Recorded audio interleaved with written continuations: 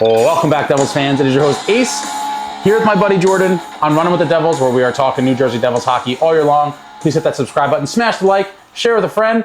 Thank you very much. And Jordan, I'm not in my normal studio today. I'm actually at Jordan's humble abode in the goalie mask vault, the New Jersey Devils game-worn goalie mask vault. As you can see, flanking me on the sides, these beautiful works of art will be featured in depth in a video releasing in a few days. Keep your eyes peeled for that. But other than coming to the vault to film this beautiful video for you all, we had another thing on the agenda. We did. If Ace is going to travel to South Jersey to film a goalie mask video, we might as well double dip and hit up the Devils-Flyers game at the beautiful Wells Fargo Center in Philadelphia. Devils entering tonight with a dismal 1-5 preseason record. The record didn't get any better tonight, but there were some positives to take away from this preseason matchup. Devils fall 5-4 to the Flyers at the Wells Fargo Center in Philly. Fairly entertaining game with some fisticuffs, with some theatrics. Finishing off the preseason at a horrific 1-6. It's a great thing these games don't count. As we all know, the New Jersey Devils real team only really dressed for that one game on Long Island, which was an absolute stinker before they flew to Prague. Hopefully they shake off all the rust and the cobwebs in their practices there, and we see a much better team for the real season. But as for tonight, very entertaining game at the Wells Fargo Center, I thought. Yeah, it was a great game. I think the Devils started off a little bit flat. You know, the beginning of that game, they were a little bit asleep at the wheel. They just weren't generating a whole lot. But, you know, one player who really stood out to me, hat trick aside, was Kevin Labanc. He was really noticeable. His shot is just a thing of beauty. Beautiful. And the fact that he scored a hat trick in his final chance to audition for a contract is just, it's poetic, right? Like, it doesn't get any better than that. You can't end a PTO on a better note than a hat trick. Yeah, Devils go down 1-0 early, obviously. On kind of a stinker, right? That was not a good goal by Isaac Poulter. No, I think Poulter has a very promising future, but I do think the bright lights of tonight and both, the Ranger game that he played the 2 periods in, I do think he had a little jitters going on in his first taste of true NHL action. He was called up last year, but just sat on the bench. But to actually get in the game, I think it got to him a little bit, and I think he was fighting it a little bit tonight. I mean, from what I've seen of him, he's a skilled goalie and a very promising goalie. And, you know, Ace, from what Ace has seen firsthand, you had the opportunity to travel to see some Adirondack Thunder games in the playoffs last year, and you got to see Poulter up close and personal. So my expectations were high for him tonight, and I thought he was just okay. I thought that first goal, he bobbled it a couple times before they finally put it in the back of the net. He was a little bit scrambly at other points, so, you know, it wasn't the ideal game for him. I was personally hoping to see a little bit of Jeremy Brodeur in the third period. The Flyers switched goalies midway. I was hoping the Devils might pull a switch as well, and they didn't. But, you know, that's all right. I would have liked to see that as well. It wasn't in the cards. We saw Poulter the whole night. I still believe, you know, in the post-Jacob Markstrom era, whenever that is, he will be one of the young goalies in the organization looking to claim that starting job for the New Jersey Devils. But, you know, that's a couple years away, so I think him and Dawes and maybe a couple other guys will fight that out when the time comes. But Devils tie it up midway through the first on a Schmelzer goal, 1-1 after 1, and then the Flyers in the second period score on the power play, taking the 2-1 lead. And then late in the second period, Kevin Labanc gets his first goal of the evening, tying the game at 2. But unfortunately, 16 seconds later, the Flyers scored. It took the lead right back. A little deflating there. 3-2, stole the Thunder. Flyers up 3-2 after 2. We head to the third, and it was just an array of power play goals coming in hot in the third period. Flyers take the 4-2 lead on a power play goal. Then Labanc scores his second on the power play, cutting the lead to 4-3. And then the Flyers get another power play goal, taking the 5-3 lead before, with the empty net, Labanc caps off the night with a hat trick with 11 seconds left, cutting the lead to 5-4, how the game ended. Finishing the hat trick, finishing a preseason for the ages where he's now scored 6 goals and an assist in his last 3 games, which I believe comes to 2.33 repeating points per game average for those 3 games. I'll take your word for it. And an absolute monster preseason. At this point, I would have to say that Tom Fitzgerald must sign this man. I just don't see how, no one could have expected him to perform this well. So if you're inviting him on a PTO, you kind of want to see what he has. And if someone said, what does he have to do to get a contract? I'd imagine it would be a far less kind of barometer than what we saw. Exactly. What more can he do? He clearly still has something left in the tank. And we actually had the opportunity to be credentialed media members tonight in the press box. So we spoke to Kevin after the game. We spoke to Coach Kevin Dineen. Coach Dineen had nothing but great things to say about him. Right? He heralded him as a big moment performer, a playoff performer, a guy who delivers in high pressure situations. And this is just the preseason, right? It's not really a high-pressure situation for most of the roster. Most of the roster out there is destined for Utica. Mm-hmm. All of the NHL Devils some guys trying to leave their mark for right a call-up, but yeah. For sure, but kind of a dress rehearsal for the AHL season. The writing's on the wall for most of these guys. And for Kevin Labanc, though, this was a high-pressure situation. This was his audition, and he crushed it. He's a guy with that experience and that pedigree and a heck of a shot. And I really think that the Devils would be wise to sign him. And if they don't, somebody else will, because there were a lot of scouts up I couldn't agree more. Labanc looking to extend his NHL career, looking to get a contract, showing that he's definitely has more to give to an NHL club and can contribute at this level. And he showed it tonight. I mean, like you mentioned, his shot is he could score all kinds of ways. The snapper, the wrister, one-timer, hockey IQ, and his shot is just lethal. He was. And you know what? You mentioned hockey IQ. That hat-trick goal, he was in the perfect position. Just you know what I waiting mean? for The it. puck came right to him, a gaping net. All he had to do was just bury it. And he could have had 5 goals tonight. He had a really good chance in the first period that he was trying to snipe right over the crossbar as the goalie was sprawling. There was a 2-on-1 in the second. He had a really good chance. Again, he shot it a little bit higher over the crossbar. But, I mean, good for him. He is looking for snipes, and he buried a few tonight. And I think that, he'd look really good in a Devils uniform in the regular season. My only question is, in this preseason, he got a lot of time on the top 6. He got a lot of power play time. I mean, he played, 21 minutes tonight? 21-51, I think. Yeah, in a reduced role in the regular season, is he going to perform in the same way? It's a fair point, but again, if he does get a contract, he's going to be a bottom 6 guy. We're not looking for him to dominate games like he's been. With that shot, in the right roles, can he produce, give us some depth scoring at the NHL level? I believe firmly, after what I've seen in the past week or so out of him, I firmly believe he can. And furthermore, hot take alert, not only would I sign this man, I would give him some looks on power play too. With that shot that he's shown from all over the...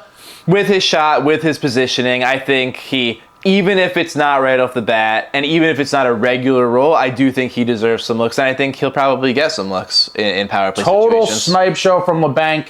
Fitz must sign this man. As Jordan said, there was 8 to 10 NHL teams scouting this game tonight, and if Tom Fitzgerald does not extend a contract to Labanc, I am nearly certain that there will be at least 2 to 3 other NHL teams looking to offer him one, and I just don't see how he wouldn't be an improvement over, not to be cutthroat, but I think, he would be an improvement over possibly 1 or 2 guys on the roster in Prague. I mean, if I'm being honest, I think 1 or 2 guys, might not be able to bring the scoring knack that he does. And I think, I've mentioned before, I think we're going to have to win some dogfight 2-1, 3-2 games throughout the season, and especially in the playoffs. And I think that, our top 6 should be very good, but you can't rely on them night in and night out. And to win in this league consistently and to go on deep playoff runs and to make pushes and to win Stanley Cups, you need to have 4 lines you could rely on night in and night out and get depth scoring in some of those games and have guys bury pucks when you're least expecting it. And I think that a guy like Labanc, with his experience, with that filthy shot, that's a guy I would love to have on this roster after seeing, what we saw this preseason was nothing short of miraculous. For sure. The biggest takeaway tonight was absolutely Kevin Labanc. 2 other quick things to touch on from the game tonight. Thing 1, you love your violence in hockey, and we got some violence tonight. I think there were, 4 fights, 3 fights? It was either 3 or 4. There were a decent number of fights tonight, none bigger, or at least none more exciting than the fight with Samuel Laberge. 1-punch knockout of the spawn of Eric Boulton. Eric Bolton's son.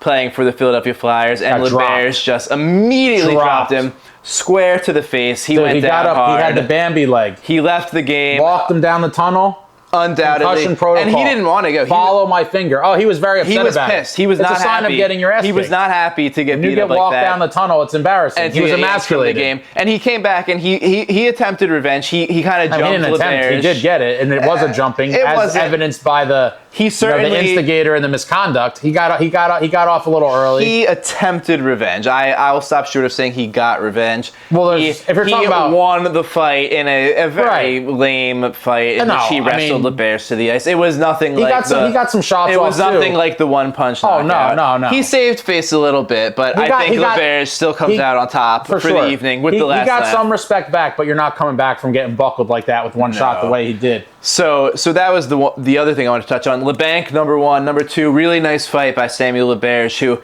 actually made his NHL debut in this building. So he's had some nice moments in this building over the course of his career. And then point 3 that I wanted to touch on. I know you've been a big proponent of this guy in the past, and I'm just not seeing it. Chase Stillman. Where was this man tonight? Former first-round pick. In all AHL lineup, I expected him to stand out, right? I expected him to be one of the leaders on the ice, one of the most noticeable players. I expected him to be in the mix, getting scoring chances, standing out, doing something noticeable. I forgot the guy was playing until halfway through the game. I double-checked the roster sheet to make sure he was on. I barely noticed him. I noticed him 1 or 2 times all game. I'm sure that he'll carve out a nice little NHL career for himself at some point, but it's going to be in the bottom 6. It's going to be, a role-playing type situation. He's certainly not going to be a star. He's certainly not going to be a big-time scorer. And I think that first-round pick was a reach. I said it the day of the draft, and I've said it ever since then. And I think as time goes on, it's becoming more and more clear that he's not a first-round talent. Are you done kicking his back in? Are you done? Is that it? Do you have anything else? Just pointing out, Tell us how you really feel. I never liked that He played pick, about 16 and minutes tonight. I still don't. He registered a shot. Unfortunately, I think, coming into the rookie camp earlier in the summer and the Prospects Challenge in Buffalo, I think Stillman was really looking to make a name for himself and really make that push this year for a spot in the bottom 6 on the New Jersey Devils roster. And unfortunately, due to a combination of elements, it doesn't seem like it's in the cards for this season. Partially because, there's a glut of guys that could be bottom 6 players on this roster. And, you have guys like Bowers and Foote and even in Utica, Hallinan and now the emergence of the PTO, Kevin Labanc. And so there's a lot of hungry guys, I think, that kind of leapfrogged him in terms of next up kind of thing to get called up. And to be clear, though, my issue is not with Chase Stillman as a hockey player. You need that type of player on a team, right? Like, everybody has a role, and he fills a role on a team. My issue is not with Chase Stillman. My issue is with the Devils for selecting him in the first round. I would have loved... Well, we could call out the Devils for a lot of worse first-round picks, but that's a story for a different day. Take him in the second round. Take him in the third round. Then I have no issues with it. I just thought it was a reach at the time, and I think that we're seeing that. And I think you're probably right. I don't think there's going to be this miraculous turnaround where he becomes this dominant guy, but with that being said, to your earlier point, I do think, in the next year or two, we might see him, thrive in Utica and find his way onto the Devils roster where he can have a productive career as a third or fourth liner. And if not New Jersey, maybe someone else or somewhere else. And I think that is possible. But in terms of kind of living up to what most people expect of a first-round draft pick, unfortunately, you're probably right. How did Jacob Josephson do in Buffalo? Did he flourish there? Oof. Rest in peace, Jacob Josephson and Matthias Tedenby. Oh, my God. What an era of Devils hockey, huh? And is there anything else we forgot? You got to bash Stillman. Yeah, love the fisticuffs, though. We saw a lot of physicality tonight. Let's scan this real quick. I'll share a couple of the stats because some of them were interesting, I thought. I'll do the stats real quick. Devils 21 shots on goal, Flyers 29. Devils destroyed in the faceoff circle, 38.9% to 61.1. That's awful. Devils 1 for 4 on the power play. Flyers 3 for 4. That's an absolute killer for the Devils. Devils with 25 hits. Love to see that. Flyers with 20. Devils with 10 block shots. Flyers with 14. Devils 15 giveaways. Flyers 21. Devils with 3 takeaways. Flyers with 0. Hits plus block shots, 25 and 10. You guys know I love both those stats. Dedication to the game, giving up your body, willingness to win. Not the most kind of emphasized or praised stats, but hits and block shots are where it's at. Shout out to my man Curtis Lazar, who loves doing both. And overall, very entertaining game in Philly. We got to see the Kevin Labanc show do its final act, where he completed that hattie. By the way, not a single hat hit the ice. I understand it's preseason. It was a sparse crowd. Preseason there was not... and a road game, but I would have thought there'd at least been one Devils fan somewhere in the lower level that would have launched a hat. We saw a couple Devils fans there, but there was hardly anyone there. Very sparse attendance. Of any fandom. Yeah. It was really empty there. Very sparse attendance. And I think that's what happens, It's a shame on a random weekday with 2 AHL teams. And it's a shame no one threw the hat, though. Everyone on this channel knows that one of my concrete rules is that if you witness a hat trick, I don't care if you just bought the hat in the team store, that hat must go on the ice. I mean, do you subscribe to that? Oh, absolutely. You're throwing the hat no matter what, right? Every single time. I've never had the opportunity myself. I think I've only seen 2 Devils hat tricks in person. One, I don't think I was wearing a hat, and one I was in the press box. So again, I wasn't wearing a hat. Patrick Elliott. Wait, so you've as a fan have never experienced the thrill and the joy of launching a hat on the ice? I've never thrown a hat as a fan. We're gonna have to change that. Who have you thrown hats for? Most recently, actually. You act like the Devils score hat tricks so frequently. No, but you've been a fan for a long time. When I was a kid, there was a couple, but I'm trying to think more recently. I think it was last preseason or 2 preseasons ago. I actually threw one on the ice for Brett. And there was another one. Actually, I didn't have a hat. Jack Hughes had one. I forget what team they were playing. And I was like in the 3rd or 4th row. And I basically coaxed a child next to me to throw his hat. And then his parents gave me the death stare. They probably paid $25. That shit. The kid, they wanted to kill me. But I was like, dude, you got to throw the hat. And the kid threw it. I guess I'm with you. If you're wearing a hat and you're within throwing range, you got to throw it. Throw it. All right, I think that's it. We talked about the fights. We talked about Labanc. You got to hate on Stillman a little bit. Not hating, just pointing out it was the reach.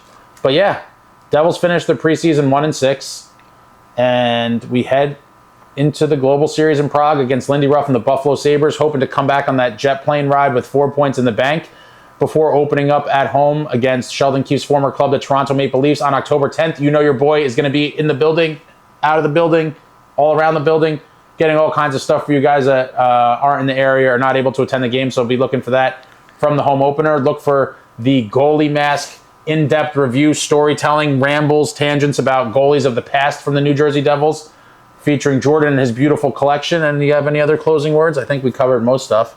Anything else? I think I would just like to close with like, comment, subscribe, and all that jazz. And until next time, let's go Devils. Not too bad. I don't have the same charisma, but not bad.